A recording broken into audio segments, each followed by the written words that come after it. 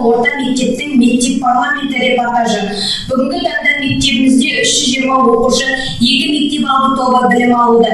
Мектебімізде 38 мұғалім оқушыларға тәлім тәрбие беруде. Оқушылардың өзін-өзі басқару, шығармашылық қасиеттерін, көшбасшылық қабілеттерін арттыру мақсатында дебат клубы, мектеп парламенті, адал ұрпақ, шаңырақ қауымдастығы, еріктілер клубы өз жұмыстарын қызу атқаруда. Мектеп парламентінің мүшелерінің ұйымдастыруымен біздің мектепте апта сайын әртүрлі спорттық жиындар болып тұрады. Олардың ішінде өзіміздің қазақтың ұлттық ойындары, тоғызқұмалақ, асық ату және де көптеген қызықты ойындар болады. Бұнымен біз не дегіміз келеді?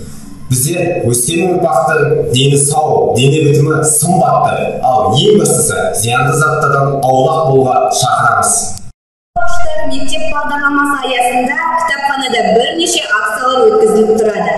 Кітап маған тақтан да қымбат деп көрсеткен Шекспир, бұл сөзден түйе ойымыз адамға жан азығы, рухани байлық болатын кітап. Достар, артық білім кітапта, ерінбе, оқып көруге деп ұлы ақынымыз Абай жырлағандай, ерінбей білім алуға асығайық. Бар білімнің патшасында тек кітаптан ғана табатынымызды ұмытпайық. Мектебімізде көгалдандыру және сенбілік жұмыстары үздіксіз атқарылып отырады. Мектебім алтын бесігім дегенде өз мектебімді мақтан етемін.